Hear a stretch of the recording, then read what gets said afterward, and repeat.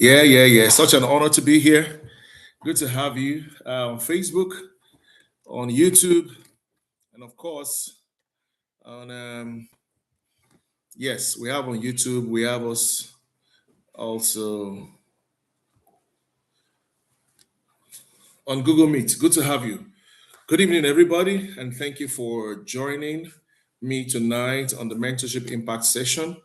I promise this to be a beautiful time, and I'm highly hopeful and I'm expectant that this will be a wonderful time we're going to be having together. All right. So I want to especially thank you again for taking out the time to be here with me.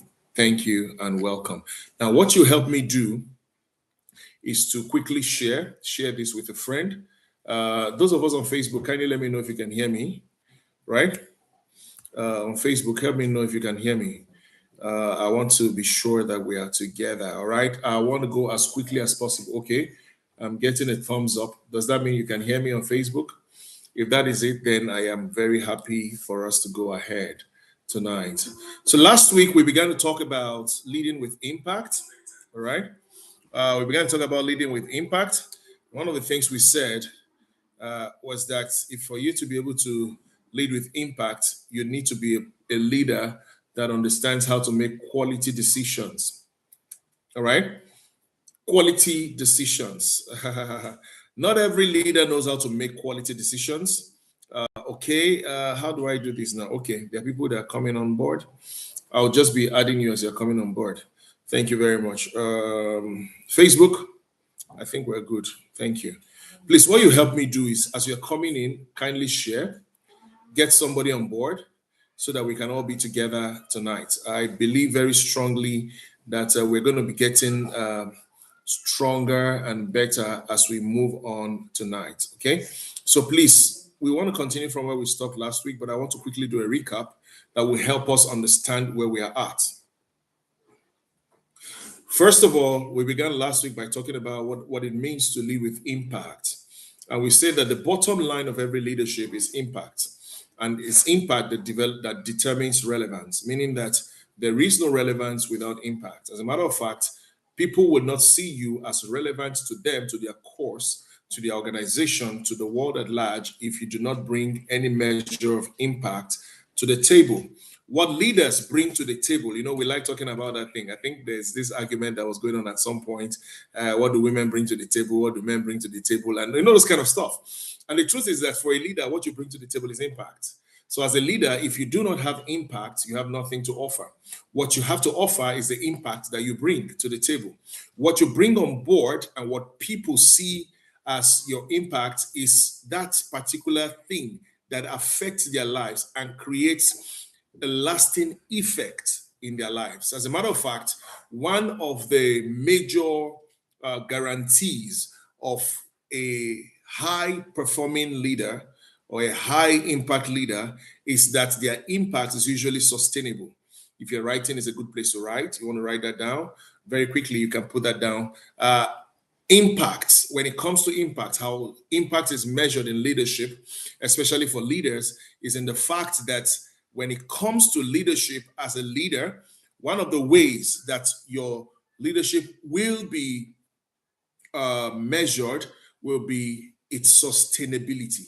How long is the effect of your leadership? The impact of your leadership we're talking about, how long is it going to be?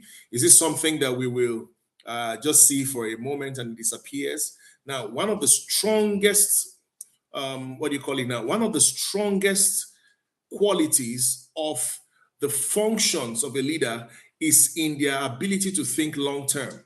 When a leader thinks long-term, their impact is usually driven towards the long-term sustainability mark.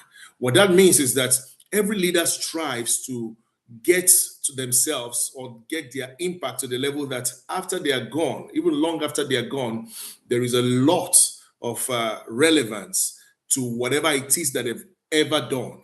Meaning that they are not just going to leave, they are going to live with something that will outlive them. So if you're a leader, what you need to do is ensure that whatever you're bringing to the table is something that will not just end with you, but something that can outlive you.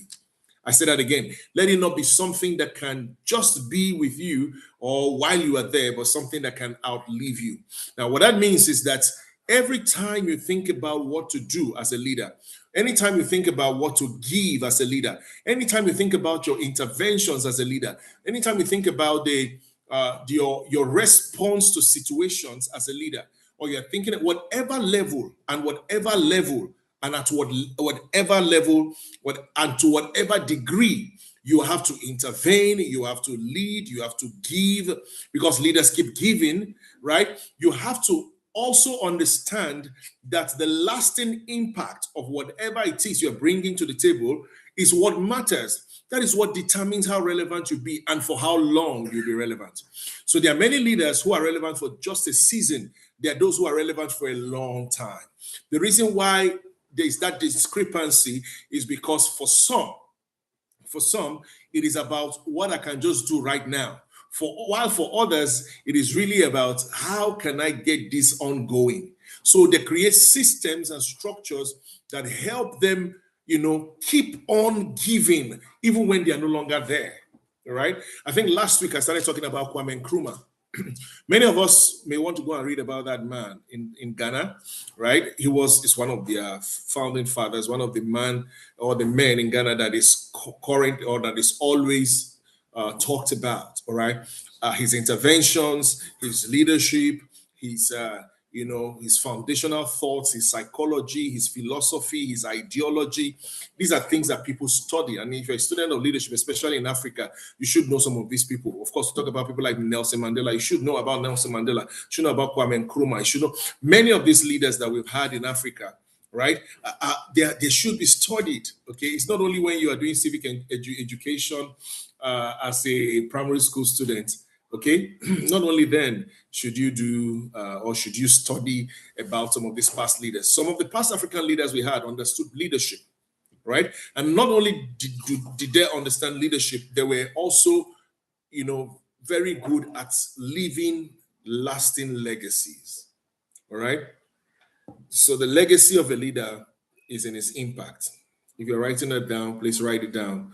The legacy that a leader leaves behind is in the impact that he has made over time, all right? So while you are alive, strive to be impactful.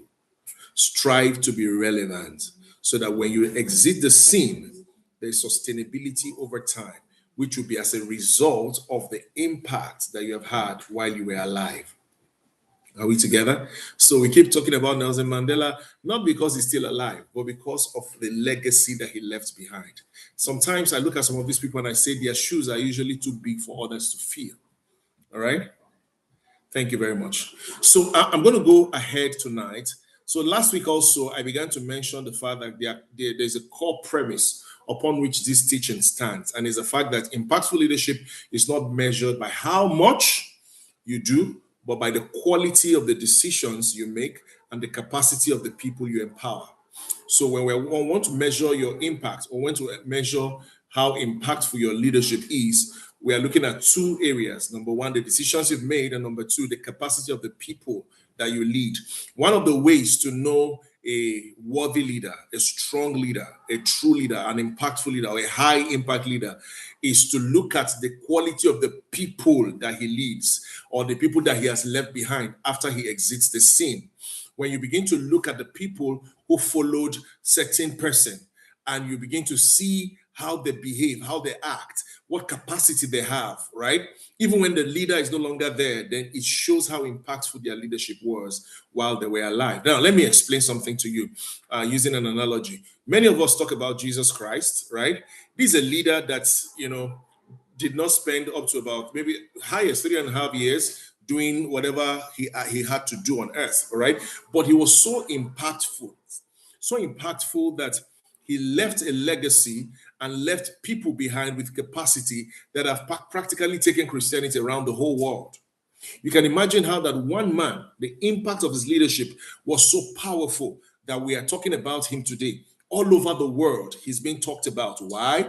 Because of how impactful his leadership was. So we measure the impact of his leadership by the quality of the leaders he has raised, by the quality of the decisions he made, by the capacity of the people that he has empowered. All right. Well, we also talked about the objective. I would say the objective is to transition us from professionalism, that's being busy executors, what we call being busy executors, to strategic drivers, such that I am not just there to execute, because many times most leaders feel that is when I execute, when I am doing, they are seeing me do. It is good. As a matter of fact, you are that kind of a person that we call, what kind of leadership does John C. Maxwell call that now? That's the third level. That's the third level of leadership that has to do with your performance. Okay. That's because people follow you because of your results, of your achievement, of your performance, right? Now, but we want to transition you from being just busy executors. And busy executors is not even about performance. It's actually about, being drawn to yourself, within yourself, and what you can do. But instead, we want to see how that you can drive. Because leadership is not just about you, it's about the people that you lead. How do you drive them? How do you, help them to, generate, outcomes that are tangible, that are measurable, that are impactful? How do you drive them? That's what I want to look at. So last week we looked at the first module, which is the anatomy of high impact decision making, or what we call the anatomy of high impact decisions. Okay, so we dealt with that last week. And please, in case you think that my English is becoming too much, please, you can use the chat box. You have anything you want to share with me, or you have a question to ask as I'm going, just put it there. Once I see it, I'll be able to take your questions. All right. Okay, so let's go ahead. Let's go ahead tonight. All right, so I was talking about high impact decision making as the first module. We dealt with that last week, right? If you remember very well, there's what I call the 40-70 rule. How many of us remember 40-70 decision making rule?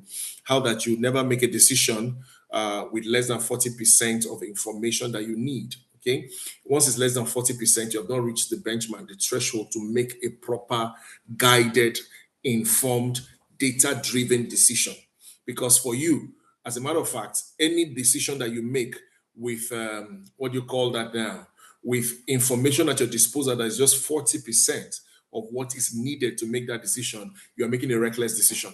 In case you want to write that down, you can write that down. Reckless decision making is when you function or you make decisions below 40% of the information available to you.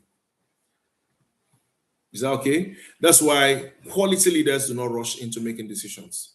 They make decisions when they are sure of the information at their disposal, the data that is available to them.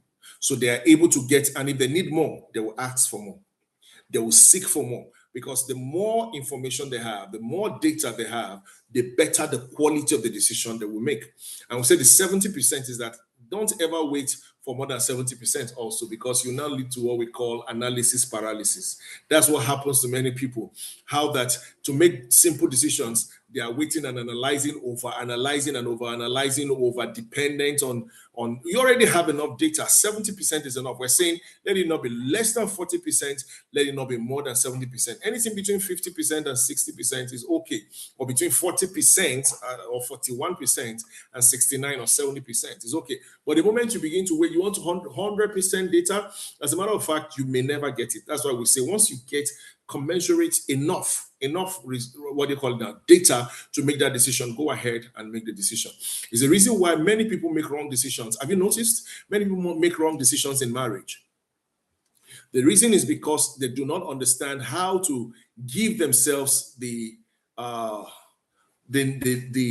quality of information that they need to make decisions. For instance, you want to marry a lady and you've not done some background check, at least the background check that you should have done. Don't forget, you can love a lady, right? You can love a woman, okay? But when it comes, or you can love a man, but when it comes to making decision, which is a lifetime decision, especially the one that has to do with, marriage, which is a lifetime decision, you don't want to, spend just a little time or a little percentage of all you need to know. But see, the truth is, love is not enough when it comes to marriage. I think you must have heard that several times. So the best way to ensure that you're making the right decision is to take it beyond that. Do background checks. Ask people around.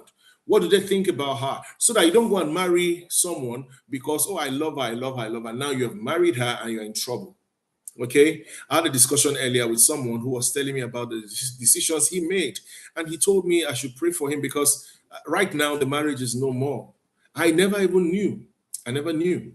Right? I saw his son the other day, a very wonderful boy, and also I'm like, oh, that kind of a thing. I didn't even know he's no longer married, right? And it was just today that we're talking, and he started telling me, and I started realizing that it had to do with the quality of the decisions he made. There were things he should have known, there were things he should have seen. Okay, so you now see that there is a pattern that was replaying with the mother of the girl.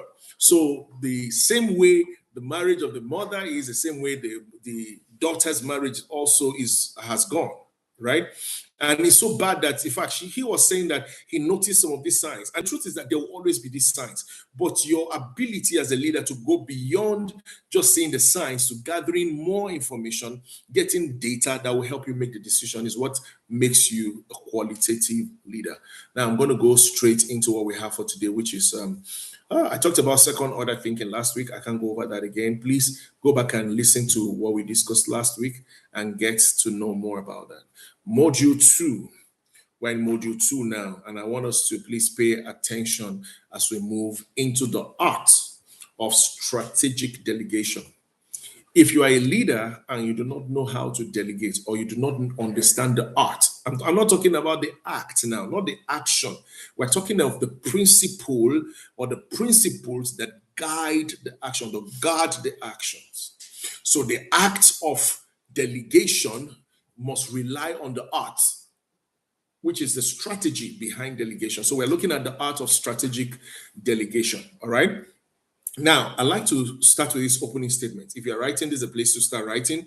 For today, which is our second module, we're looking at the topic, or the module subtopic is simply the art of strategic delegation. I start with this, or with this opening statement. Delegation is not dumping tasks. Say that again. Delegation is not dumping tasks. No, that's not delegation. If you cannot delegate, it simply means that you don't understand development. Because delegation is not about dumping tasks, it's about developing people. I say that again. The art of strategic delegation simply states that delegation is not dumping of tasks on people. It is strategic development of people. So if you cannot delegate, you cannot scale. Because there are many people who are stuck. They're doing one thing forever, and they are not growing in it. Why? Because they don't know how to delegate, so they can't scale. Now, in leadership, we're now getting to realize that the reason why many people do not grow, many organizations do not grow beyond the leader, or even the leader cannot even grow the organization. And sometimes also, when I talk organization, I'm talking about your office, your business, your ministry, your church, or your mosque, whatever it is that you have an organization that you are dealing with or you are working in. One of the pitfalls that every leader should try as much as possible to overcome is what we call lack of delegation, or inability to delegate. I'm not talking about giving assignments to people. No. Delegation is beyond dumping tasks. It's about developing the people. So I want to look at it critically tonight. And please give me your time, because tonight promises to be amazing. It's that point I'll stop again and say, please share, subscribe if you're on YouTube, get somebody on board. This is a time for us to go deep into what we have for today. This is a time to go deep into what we have for today. So I plead with you, share with someone. Somebody would need this, all right? Now, delegation has to, first of all, deal with, or has to be, for you to understand the art of delegation, the first thing you need to understand is what we call letting go barrier. Now, the letting go. There's a barrier called the letting go. Many leaders hold on to things. Many leaders trust themselves too much that they feel that they are the only ones that can deliver. And that's what we talked about. If you look at last week, we talked about the execution trap, or the busy executive trap. Okay. Now, a leader is supposed to go beyond being a busy executive to one that understands how to develop the people around him to handle the tasks that he alone cannot handle. So, if you must multiply, this is how the ripple effect goes. If you have not multiplied the people, you cannot multiply the outcomes. I say that again. When you multiply yourself in people, you multiply your outcomes through people. Should I say that again? When you learn how to multiply yourself in people, and when I mean yourself, I'm not saying your personality and all of that. No, I'm talking about your capacity. When you multiply your capacity, when you grow your capacity in others, meaning the capacity that you have, the development that you have given to yourself, you are able to replicate the same in others. You are multiplying yourself in them. And the more you are able to do that, the more the outcomes or the multiplicity of the outcomes that will come out of that. Oh, I need you to understand that busy executive, CEO, pastor, imam, whatever it is that you are.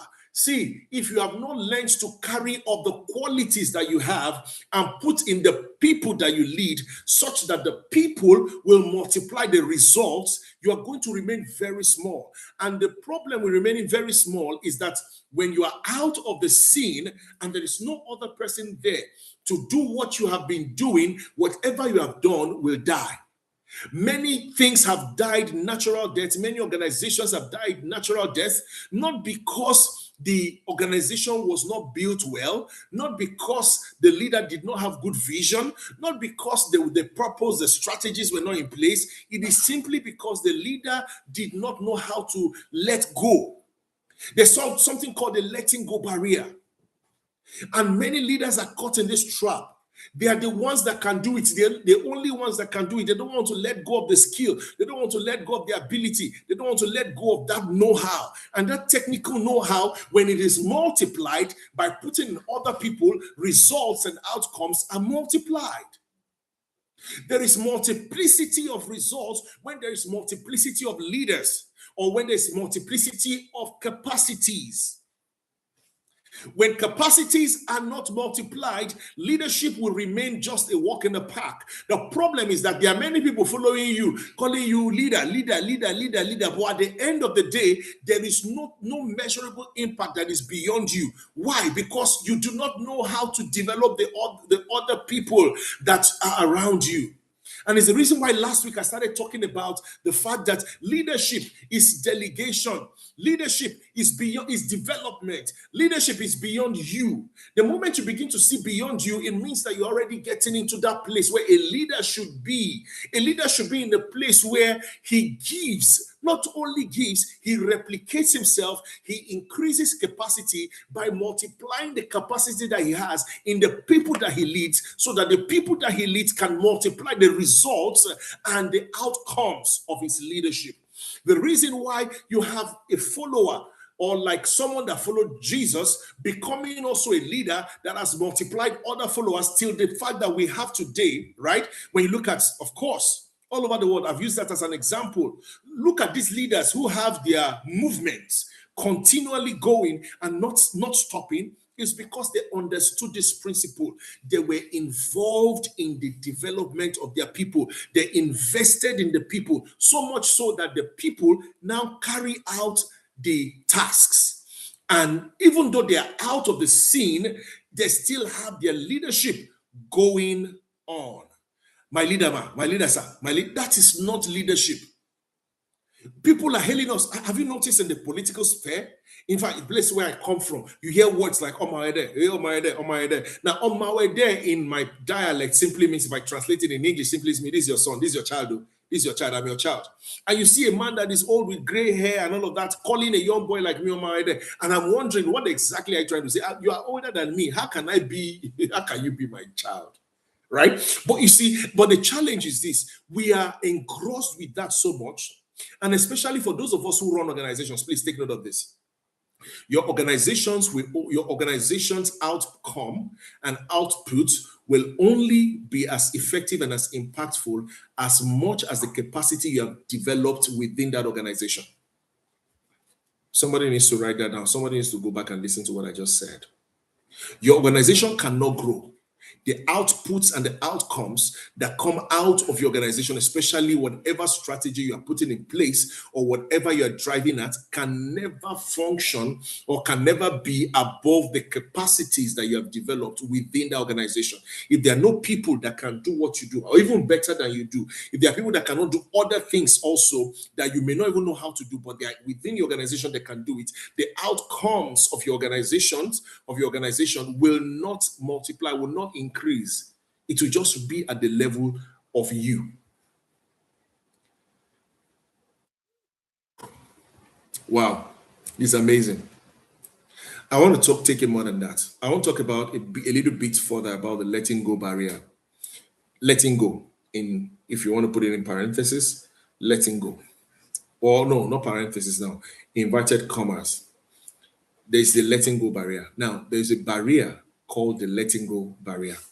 Now, many professionals, please take note of this, many professionals fail to delegate because I can do it better or faster myself.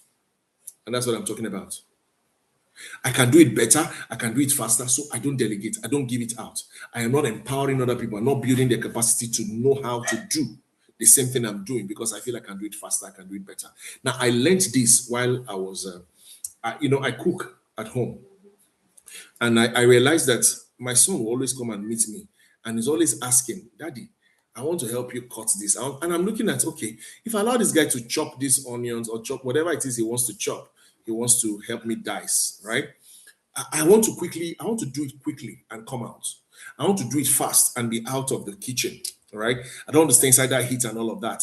So I am, instead of giving him the liberty and the opportunity to learn by doing, because I feel he's going to be slow, I refuse to allow him do.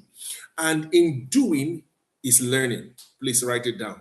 In doing is learning. Learning is in the doing. The learning is in the doing.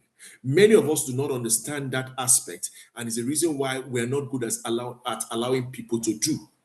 People will want to do so that they can learn and grow by it.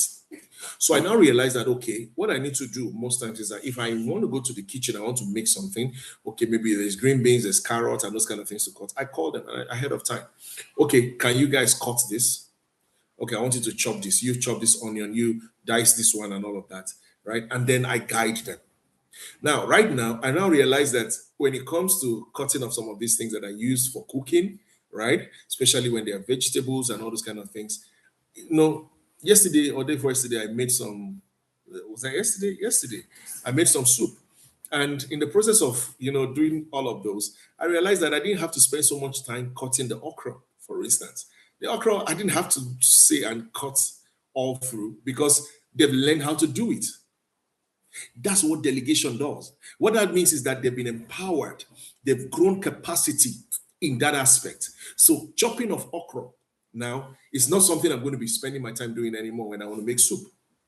So what I'm going to do, right?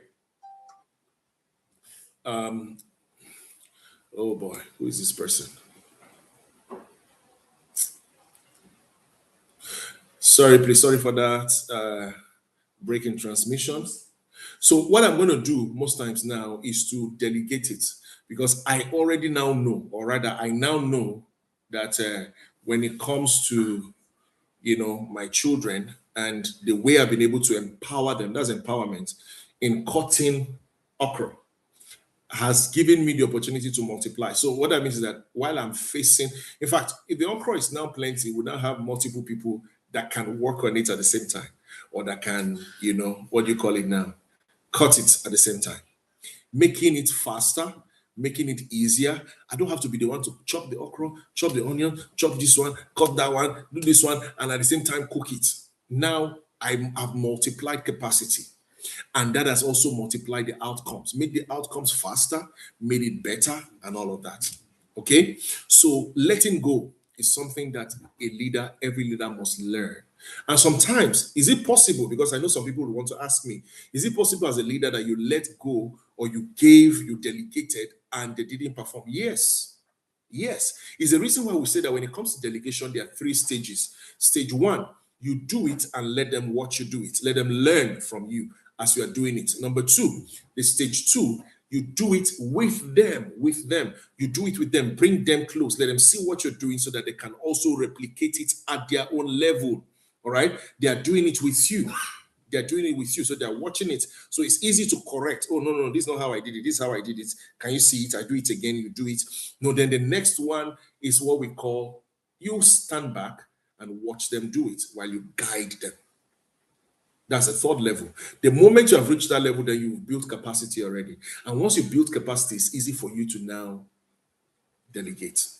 So it's no longer just dumping of tasks, it's developing of people. That's what delegation is about.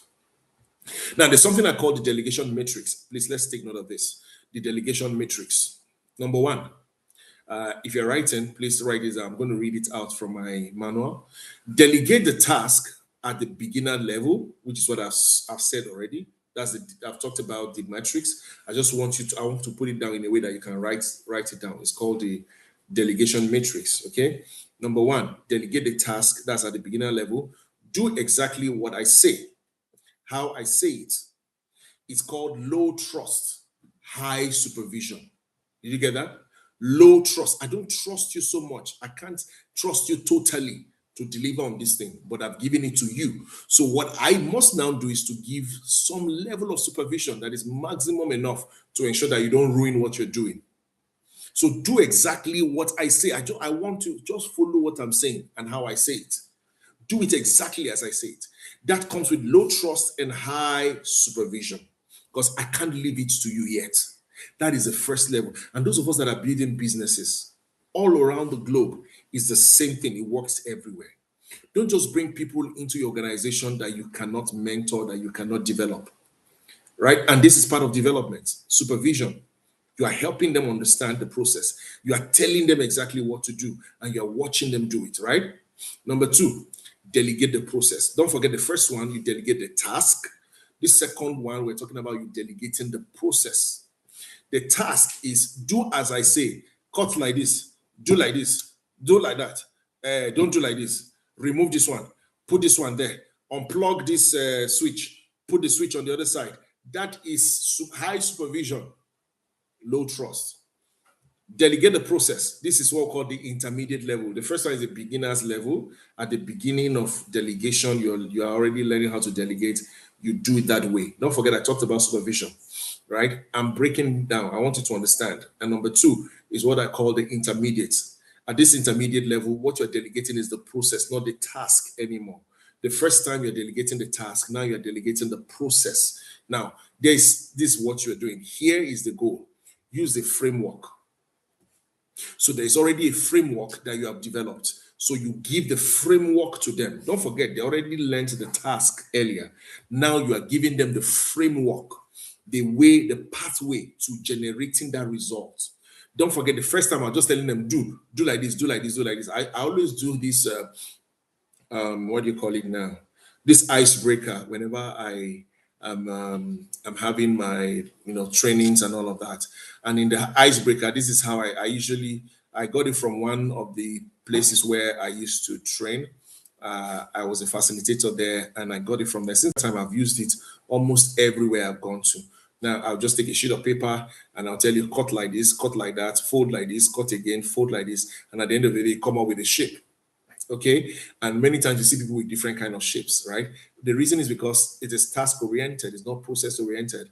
I'm not giving them what I want to achieve at the end of the day by putting a framework. A framework is simply a pathway, a strategic pathway that leads you from where you are to where you should be. It puts into consideration the processes, the measures that must be put in place for that thing to be achieved. That is what we call what? Processes. All right. So the processes are very important. The pathway is very important. The framework is very important. So as you're putting a framework together, you are helping them to understand what the end game is by the processes they need to go through. So don't forget, always ensure that at this level, at the intermediate level, right, the framework is what you want to push into them. The first level, which is the beginner's level, the task, how to carry out the task, what to do, what you tell them to do, they will do. That is what you want to achieve at that level. If they are able to pass that level, then they go to the next stage, which is the process. the framework. I want to hand the framework over to you now. And because I want to hand over the framework to you, here is the goal. Use this framework to get there.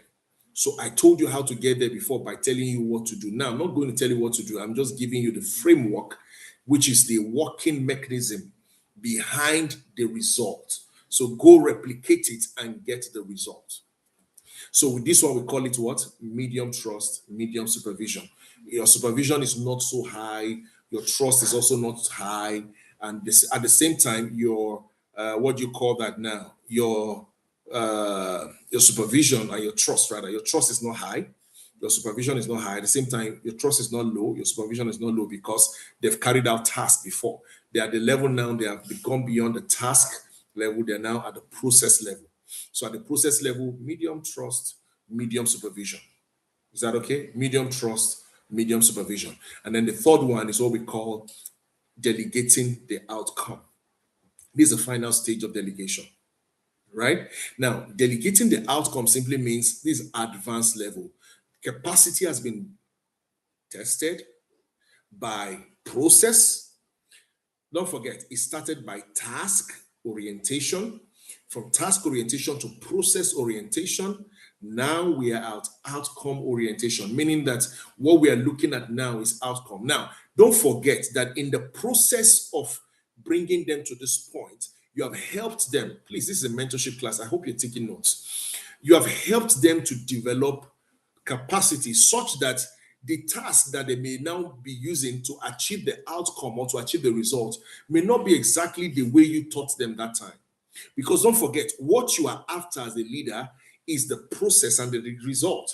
Now, the tasks inside the process may not be the same. For instance, right, if you are someone that teaches others how to cook, okay, especially if you are a chef or stuff like that, and you have people that you teach how to cook, for instance, right? The first time, okay, cut okra, cut ogbono, pound ogbono, put crayfish, drop it there, and all of that. Don't forget, you have not taught them the process. What you have simply done is to give them tasks. You go to the next level. I like using practical examples. You go to the next level, which is process. The process is now put water on the fire, allow it to boil for a particular time. You add so and so, you put your oil at so time, you put your distance at so time. It's not about the task, now it's about the process. Because we're talking about time now. We're talking about sequence also, because process has to do with sequence. What comes before what? Okay, now you now realize that by the time you get to the advanced level, which is we are delegating the outcome, what you're telling them is make ogbono soup.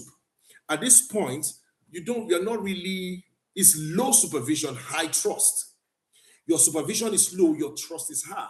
So what you are expecting from them is the outcome, which is ogbono, which of course, by virtue of task delegation and process delegation, you've now been able to build capacity in them. Now you know they can do it. And it's not a one-off thing. Task delegation is not a one-day thing. Process delegation is not a one-day thing. It is something that's happened over time, but capacity is being built in the process. Now you can delegate the outcome to them and allow them to go do it. And all you just do is sit back and watch, right? Sit back and watch them deliver. Now, when you sit back and watch them deliver, what happens naturally is that your trust is already high at this point. And not just that your trust is high, your supervision is low.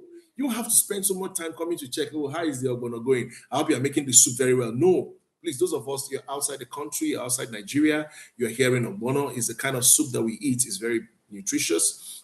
It's a draw soup, quite slimy, but very, very, very, very beautiful. Especially when you're taking it, it's delicious with our swallow, the meals we call swallow, right?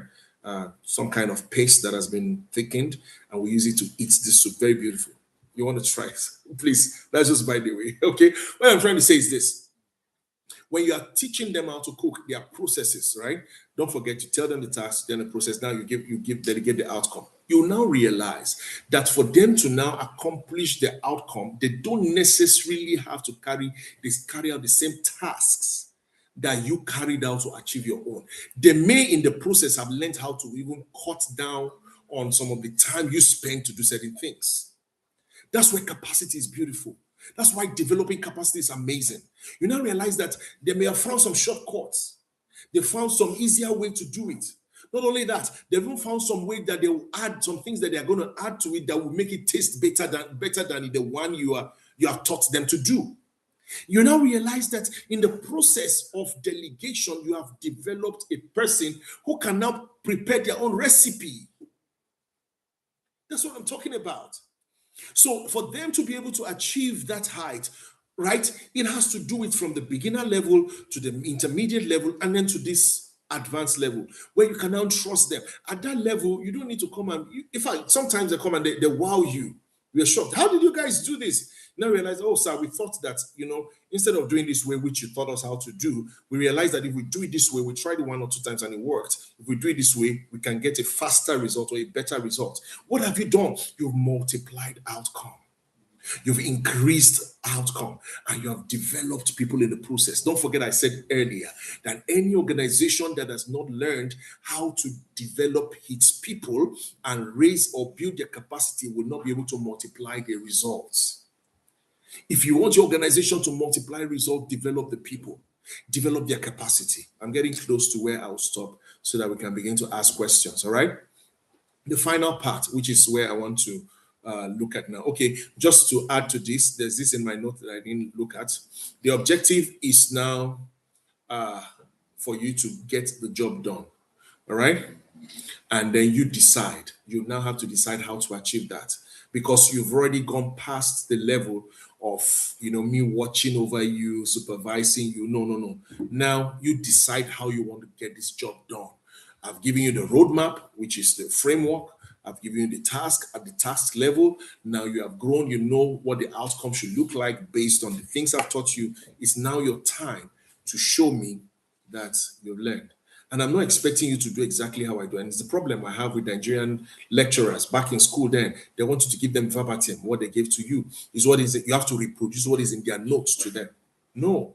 The proof of my understanding and development of my capacity is in my ability to use my own words, to use my own understanding, to craft the same thing in a way that it will mean exactly the same thing you taught me without having to reproduce it exactly the way you gave it to me. I don't need to cram it and then pour it out for you. I just need to understand the concept and be able to explain it and carry it out, especially for those of us that were in engineering. We believed in carrying it out. I need to carry it out. And that's the end game. All right. And then finally, before I give opportunities for questions, is what I call the feedback loop. Delegation, please, if you're writing, write this one down. Delegation is not complete until there is feedback. Your feedback mechanism, right, is what will show how effective that delegation is. Now, and please, when we're talking about feedback, we're trying to say, see, don't delegate without an accountability mechanism. People must be accountable, meaning they should be able to come back to you, right, and give account of themselves and how they did it. When I was talking earlier, when I was giving the analogy of giving your people the liberty at the outcome level to go and do, you have delegated the outcome to them, and then how did you achieve this? That's feedback. But one of the problems I have, many times, most leaders don't like feedbacks.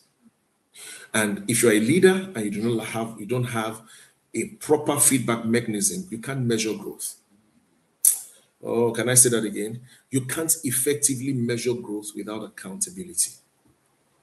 Because there are 1 or 2 things that may have been added to what you need to know, but you can't have them because nobody's coming back to report back to you. Do you know why there's reports most times? Have you ever gotten a grant? Maybe an international grant or any of these grants, right? Of course, those of you that know me, you know that grants is one of the areas I specialize in.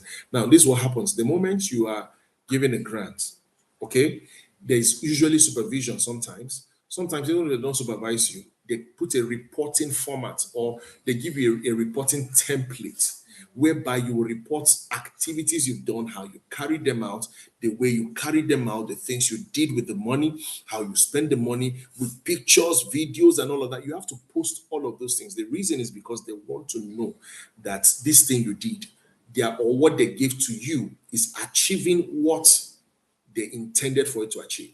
They cannot get that without the feedback. So you're reporting. For those of us that don't like reporting, especially at work, right? You have a superior that you report to, but you're not putting reports together. You're supposed to bring weekly reports. They've not gotten a report for you in the last 2 months, 3 months. Something is wrong, right? It means that you're not growing. Growth is accountability, or accountability reflects growth. Are we together? Accountability reflects growth. There is no growth without accountability. Accountability is one of the strongest force or strongest mechanism when it comes to the growth equation. Accountability. Be accountable. Come back and give feedback. Establish clear checkpoints. I always say that. Establish clear checkpoints. And what are these checkpoints? 15 minutes review every Friday, right? I don't know if you've been on organizations where they do that. Okay, they say every Friday or at the end of every Friday, we want to have meetings, and these meetings is a review meetings or a review meeting, or they are review meetings. In these review meetings, they want you to give them a breakdown of how you went about the things you did, what are the outcomes that you got, and all of that. And why do we do that? To ensure alignment without micromanaging.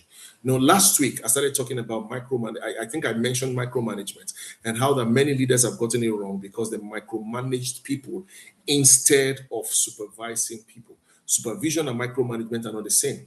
Micromanagement, you want to be involved in everything. No. Supervision simply means you want to give a guide. You want to be sure that what they are doing is correct, right? But in micromanagement, you are the one, you want to know, okay, 10 naira, what of this 5 naira, what of this 20 naira, how did you do it? What of these 2 pence, these $2, how did you manage this? The truth is that at the end of the day, you will wear yourself out, and many leaders have gotten themselves worn out because they do not know how to delegate. When you delegate, it does not mean you should sit back. It simply means you should withdraw, give them the benefit of the doubt, trust them enough, especially if they're at the level 3, which is the advanced level, and all you just need to do is wait for feedback. Put your reporting structure in place such that every Friday I need to get a feedback from you. You're on the field, right? I go to the field a lot. I do a lot of field work, especially in environmental impact assessment sometimes. I'm an engineer. So when we are on the field most times, I'm not in all all the locations. Some people are in the northeast, some people are in the northwest, some people. And at the end of every day, I come back. I'm calling this one, how did your day go? I don't need to be there to tell them, okay, go and fetch water, go and do this one, dig the ground. These are tasks I've already given to them. They already understand the process. And I leave the outcome to them. All I want to see are the results. So they report back to me and say, okay, these are the data that we took. This is the sand sample. This is the soil sample. This is the water sample and all of that. And I was, okay, I give them this, send it to some place and all that for the analysis and all of that. And with my own team also, we're doing the same thing. And they're doing it. I'm watching them do it. Most times I go to the field, I don't lift a pin or something because I've taught them how to do it. Mine is just to provide the supervision and then the high level interactions. For instance, we get to a place and it's difficult for them because they don't know how to go about the politics of because many of these jobs are government jobs, and then of course they are seeing you as a contractor or they're seeing you as a consultant. They expect that you collected plenty money from government and all of that. So how do you relate with them? How do you bring them to the point where they collaborate with you to be able to get what you need to do and get it done? Right? So I come in at that level. I'm the one that liaises with the government enterprises in those locations and all of that. But when it comes to them doing the work, because I've taught them the process, they know where to dig. They know how many meters to dig. They know the kind of sample they should collect. They know whether it is surface water, whether it is flowing water, whether it's deep water from the well. They know how to do it. Why? Because I have taught them. I don't need to go and be checking. No, I won't do that. That's micromanagement. And you stop the ingenuity of people from finding expression. Not only that, you stop their what do you call it now? Their ability to think by themselves, to be innovative by themselves on the job. You stop it because you are not giving them the opportunity, the liberty to express themselves. All right. So what do you do? Supervise, not control. Micromanagement is control oriented. Supervision is accountability oriented. Simple. All right. I think I'm done. I'll stop at this point. Next week, we'll continue with module 3, which is driving business results. Last week I talked about managing results, right? When you make decisions, okay? And we said that great leaders do not make perfect decisions, but they make informed decisions. timely decisions, and they manage the outcomes. Right.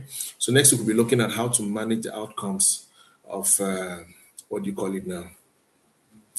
Business results. How do we drive business results? We're talking about that next week. So please, I'll give you this time to ask questions, and then we'll continue from there. So this is your time now. You can put it in the comment section if you're on Facebook or on YouTube. If you are live on the Google Meet, you can just raise your hand. I'll give you the opportunity to ask your question. All right. So let's have us do that. Yeah. Let's have us do that. Questions. Like I told us, 7:30 to 8:30 is the time. Just 1 hour. Within that 1 hour, we deliver on all that we have to deliver. If we're not able to finish, we'll continue next week. So we have just 5 minutes to bring the session to a close. Anybody has a question? YouTube, anybody? You have a question on YouTube? Facebook, anybody? Like I said, just put it on the comment section or the comment box, the chat box, and I'll quickly see it and respond accordingly. Anybody doing that?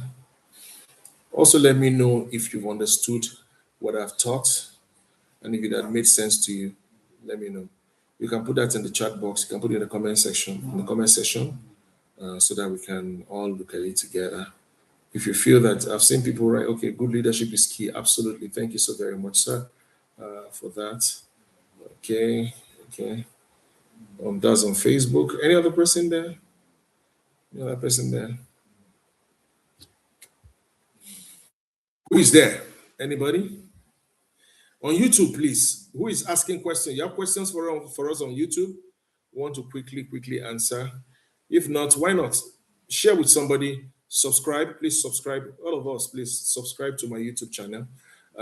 If you're on Facebook, you can just quickly go to YouTube and check at Nelson Ogohi. At Nelson Ogohi, you will see my channel. Kindly subscribe so that you can get notifications whenever I'm online. All right. Any other person who wants to say something before we bring the session to a close? We have just 4 minutes to be out of here. Okay. Thank you very much. Yeah. Danny Pikaimer, good to have you. Okay, you should supervise your underlings, but trust them enough to. Yeah, absolutely. I agree with you. Absolutely, I agree with you. The underlings should be supervised, but you should trust them enough. Yes, absolutely. You should. Okay. But don't forget, at the beginners level, you have to be sure the level of trust you give to them. Is the reason why we say lesser trust, or what we call low trust, high supervision, because while you're supervising them, also ensure that you trust them, but the trust is not at that level yet. You understand? And then when they get to the intermediate level, don't forget at that level, what you're saddling them with are just tasks. But the moment they get to the intermediate level that you can now trust them more, you now tell them the process. So what you're committing to their hands is the process of getting it done. Okay. And when they're able to pass that stage, because that at that stage is less supervision and of course higher trust, then we get to the advanced stage where supervision is very, very low, but trust is very, very high. At that level, you can allow them fly, meaning that they can be on their own, they can do by themselves, and can achieve results on their own. All right. Thank you so much for that take, Pikaima. Thank you. Yes. So any other person, before we bring this session to a close, I want us to round up by 8:30 on the dot. We have just 2 minutes more to go. Okay. It doesn't look like we have any other person asking questions, so I just end by saying this. When it comes to leadership, and of course, impact, leadership or leading with impact, one of the things you must always do is to ensure. Oh, thank you so very much, Ovie. Good to have you on Facebook. We should talk. Try call me so that we can talk right later. Thank you. So we're talking about if you must drive the kind of outcomes that you are expecting to drive, delegation must move beyond task distribution to people development. And when you are developing people, it's usually a difficult task. It's just that at the end of the day, what you're going to get will be higher than what you gave. Let me say that again. It is very tedious to develop people. You see the process I talked about? First of all, you delegate task, you delegate processes, then you delegate outcomes. For a beginner, you delegate task. For an intermediate person, you delegate what? Processes, or what we call frameworks. And then for an advanced person, what you delegate outcomes. You just tell the person what you want to see. He knows what to do already because he has gone through the first and the second level. Is that not so? Now, that process of bringing the person from the beginner level to the advanced level is a lot of work, and that's where many leaders fail. They do not have the patience, they do not have the tenacity, they do not have the resilience and the grit to develop people. So they do not give the time, they do not give the energy and the resources to develop such people. And it tells in the impact of their leadership. But the moment you are able to give yourself, give your time, which is a tedious task, you can be sure that the outcomes at the end of the day will outweigh or will outlive, will outperform the input. That time that you have given, the result of it will be amazing. Be amazing. So once again, thank you very much. It's 8:30 on the dot. I'd like to say my goodbyes. Thank you to every one of us on Facebook. I wish I could call all your names, but there are very many of you. I'm seeing my friend Moses. I'm seeing my friend Gideon Opalua Koliko. Thank you so very much. My parents are online. I'm seeing there are many people here. I don't even know how to start mentioning all of you on Facebook. Thank you. I see you, Atal Gaba, my friend Joe, Uncle Joe. Good to have you. Good to have you, sir. Good to have you. So good to have you. Patrick Usman and the rest of you, thank you so very much. I appreciate you. And on YouTube, I'm seeing Danny Pikaima and every other person that is there. Thank you so very much. I appreciate you. And for those of us that are on, okay, Henry, thank you so much. Henry on Facebook, on YouTube, thank you very much. Good to have you there. For those of us that are on Google Meet, I want to appreciate you all. Thank you, Armstrong. Thank you, Esther, and every other person that is there. So we'll see again next week, and we'll go to the third module, which is driving business outcomes. We will get that done next week. So please come with the writing material and ensure that you get your people on board. See you next week, same time. 7:30 is the time. 8:30 we are done. Have a wonderful, wonderful, wonderful night's rest. Bye for now.